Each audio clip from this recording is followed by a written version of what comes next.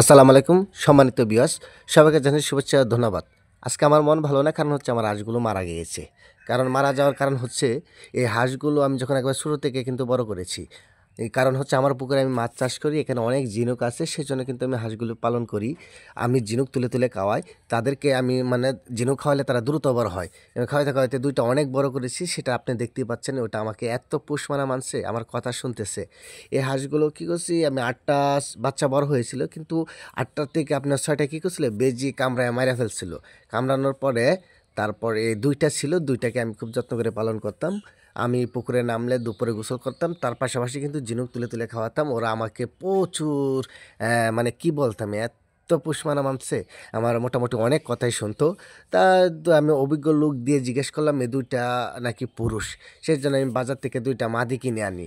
মাদি কেনার পর আমি যখন এনেছি ২ টা মাদি, তারপর ওদেরকে দিলাম।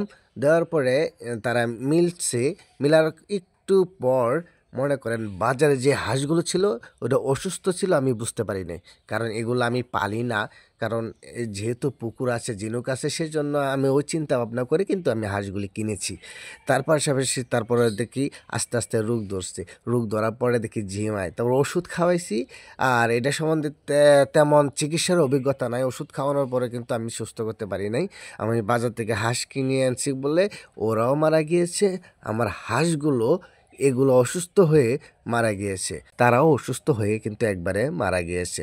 তো আমি দুঃখ প্রকাশ করছি, যেহেতু হাঁসগুলো মারা গিয়েছে। আপনাদেরকে অনেক আনন্দ বিনোদন দিয়েছি। ৭ মিলিয়ন ভিউ পর্যন্ত আমার এই হাঁসগুলো মানুষের চোখে ছুঁয়ে গেছে। তাই সবাইকে ধন্যবাদ জানাচ্ছি। কিছু করার নাই।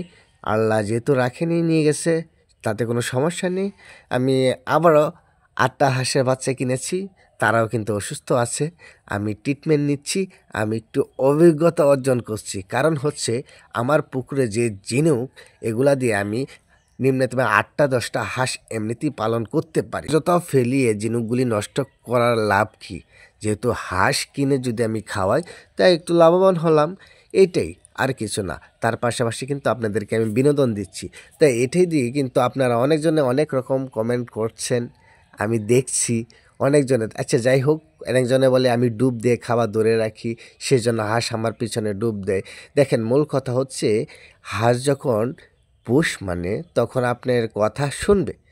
মানে পশু পাখি যেটি হোক না কেন, আপনি যদি পোষ মানান ওটার হিসাব ভিন্ন। এখানে আমি ডুব দেওয়াতে খাবার নিয়ে ডুব দিই, ওর তাই বলে ডুব দেয়, এটা কোনো কথা না। যেহেতু পোষ মেনেছে, যেভাবে নাচাবো সেভাবেই নাচবে। তাই ধন্যবাদ, ভালো থাকবেন, সুস্থ থাকবেন, পাশে থাকবেন। আর আপনাদেরকে নতুন কিছু নিয়ে আবার দেখা হবে।